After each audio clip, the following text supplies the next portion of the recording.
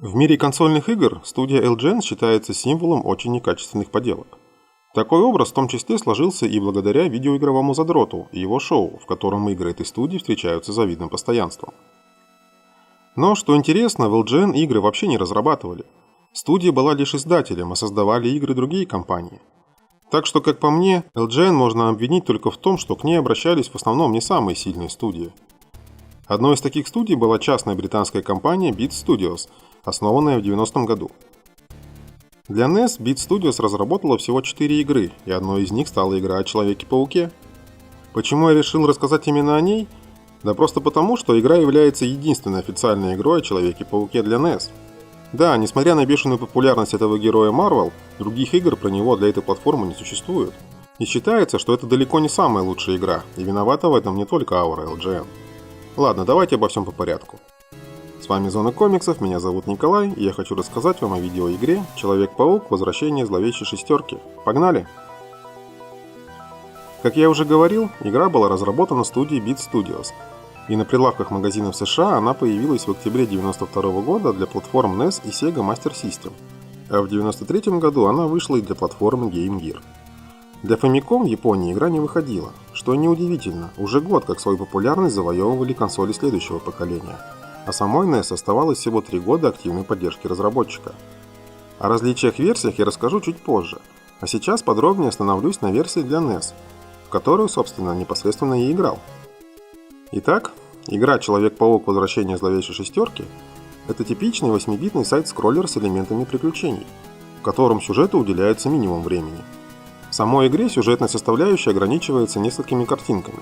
Зловещая шестерка, в которую на этот раз вошли Электро, Песочный человек, Мистерио, Стервятник, Хоб-гоблин и Доктор Осьминог, вновь в сборе, и Человек-паук должен их остановить. Кстати, сюжет игры основан на одноименной арке комикса «Удивительный Человек-паук», которая печаталась в номерах с 334 по 339. Игра состоит из 6 уровней, каждый из которых завершается битвой с боссом. Вот это поворот! С самого начала игры вы столкнетесь с ее главным недостатком – управлением. На геймпаде NES не так много кнопок, всего 2, и это очень ограничивает арсенал способностей паучка. Но даже приемы, которые есть, реализованы просто ужасно. Во-первых, нарушено негласное правило, согласно которому для прыжка нужно нажимать кнопку А.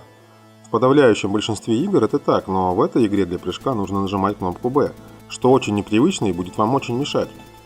Во-вторых, паутина. Вы же понимаете, что метание паутины – это одна из главных фишек Человека-паука. Так вот, здесь это реализовано просто ужасно. Чтобы зацепиться за что-нибудь паутиной, вы должны в прыжке, удерживая нажатой кнопку Б, нажать еще и кнопку А, и надеяться, что ваша весьма короткая паутина зацепится хоть за что-нибудь. А стрелять паутиной во врагов вы не сможете, пока не поднимете веб-шутеры. Подняв их, вы сможете стрелять паутиной при нажатии кнопки А это значит, что вы не сможете пользоваться простой атакой ногой или рукой. А паутина, между прочим, заканчивается. Так что если хотите донести паутину до босса, то лучше вам избегать схваток с обычными врагами на уровне, чтобы наверняка сохранить все заряды. Сам паук крайне не сбалансирован по скорости. Он очень быстро бегает, но медленно совершает удары, а прыгает хоть и высоко, но в воздухе ведет себя как мешок с картошкой.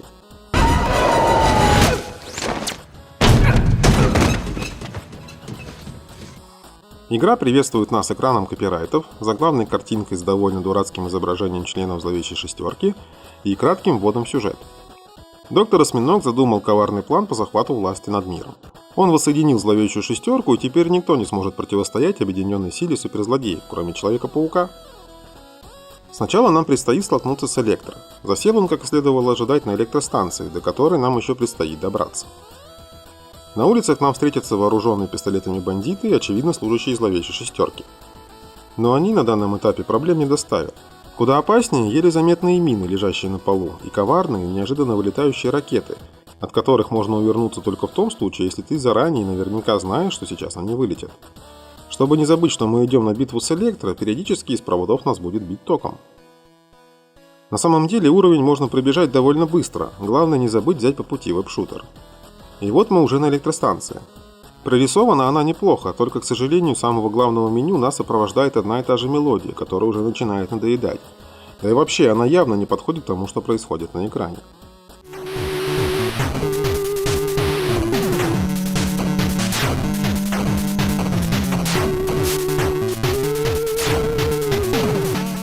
Уворачиваемся от выстрелов, избегаем поврежденного оборудования, перепрыгиваем непонятно откуда взявшиеся на электростанции пушки, разбиваем преграждающие нам путь ограждения и сталкиваемся с приключенческой составляющей игры. Дверь закрыта, а куда идти дальше непонятно.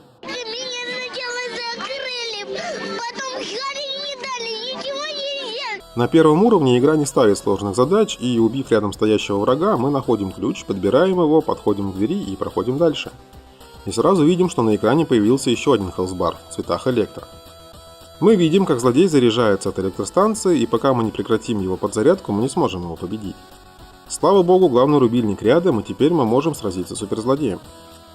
Благо, битва с ним очень простая, главное не лезть на рожон и тщательно прицеливаться. Электро взрывается, разлетаясь на кусочки, что выглядит странновато, а мы, не теряя времени, отправляемся на свалку токсичных отходов на встречу с песочным человеком. Враги снова стреляют в нас, и это все так же не проблема. Куда хуже, это постоянно бегающие маленькие крысы, попасть по которым невозможно, а здоровье они отнимают будь здоров и вообще здорово мешаются под ногами. На этом уровне нам нужно найти динамит и детонатор, без которых мы не сможем попасть к песочному человеку. Да, это снова неожиданный приключенческий элемент в этой игре. А если вот в этом месте вы не сможете правильно и аккуратно отскочить от взрывающегося блока и перепрыгнуть, то вам придется очень долго пытаться перебраться на другую сторону с помощью паутины. А это мега сложно, и очень многие мои друзья, которые играли в эту игру, не проходили дальше этого момента, потому что у них тупо не хватало терпения.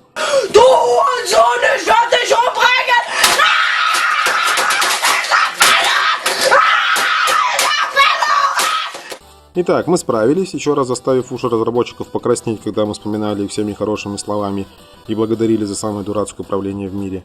Идем дальше. Взрываем мешающий нам пройти ящик и попадаем в логово песочного человека.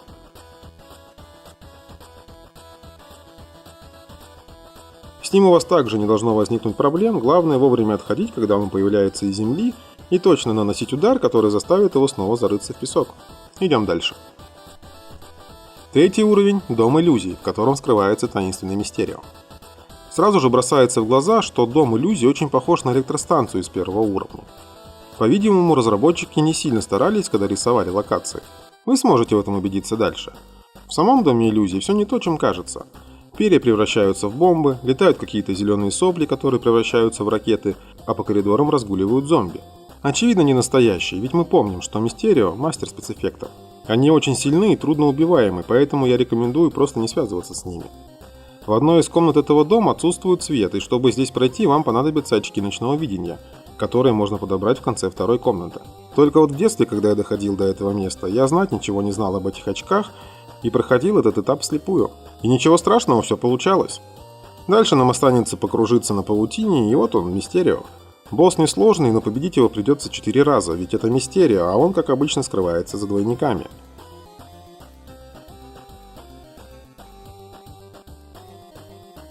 Кстати, заметьте, что Мистерио не взрывается, а просто падает, в отличие от двух предыдущих боссов. Интересно, с чем это связано? Электропесочный человек на самом деле роботы? Ладно, отправляемся на улицы города искать стервятника. А улицы очень похожи на локации первого уровня. И снова халтура от Beat Studios. Хорошо хоть что появились новые враги, какие-то квадратные гранатометчики. Да и сам стервятник периодически вылетает и забрасывает нас бомбами. Или просто кидает их откуда-то сверху из-за границ экрана. Собственно, эти бомбы-ракеты представляют самую большую опасность, потому что вылетают непредсказуемо. Также вам встретятся бандиты, которые научились бегать и швыряться в вас какой-то дрянью. А сам уровень не очень длинный. Пробегаем до конца и оказываемся на крыше, где нас поджидает стервятник. Ждите, когда он появится, наносите удар ногой в воздухе, избегайте ракет. Повторите это много раз, и крылатый злодей разлетится на куски. Пятый уровень переносит нас в лес. И это реально самый дурацкий уровень во всей игре. На фоне деревьев бегают какие-то серые увольни и размахивают дубиной. Справиться с ними нет никакой возможности, да и не стоит этого делать. Проще убежать.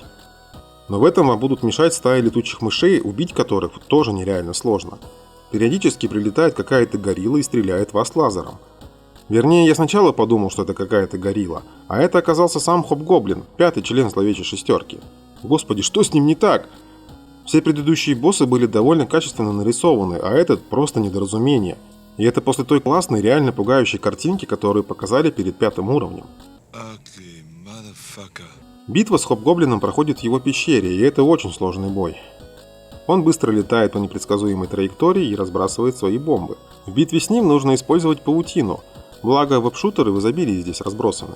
Победили? Отлично, нам пора в замок доктора Осьминога. Путь к нему снова пролегает по улицам города, и это уже третий раз, когда разработчики используют одни и те же объекты.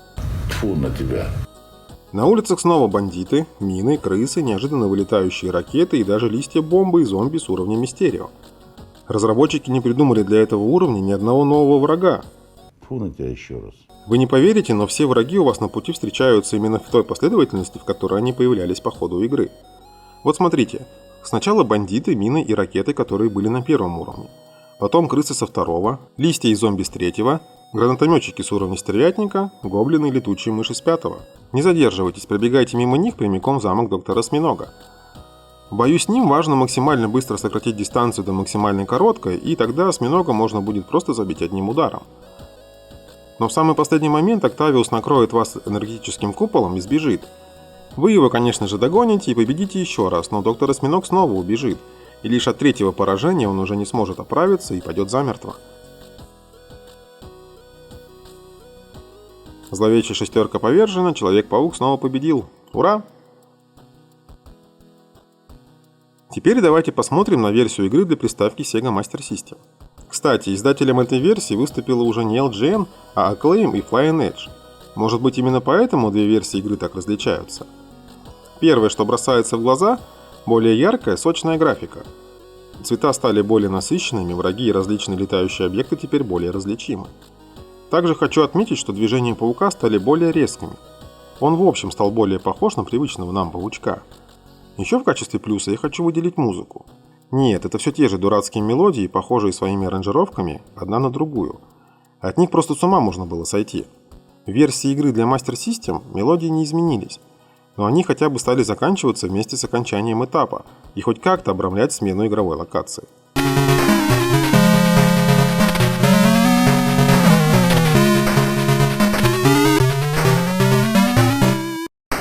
Вообще вся игра на Master System сильно проще, чем ее аналог для NES.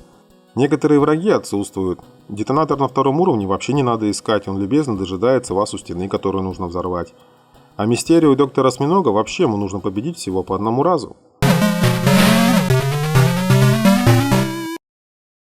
Кстати, боссы в этой версии игры не взрываются на куски, как воздушные шарики, а чинно и благородно убираются восвояси.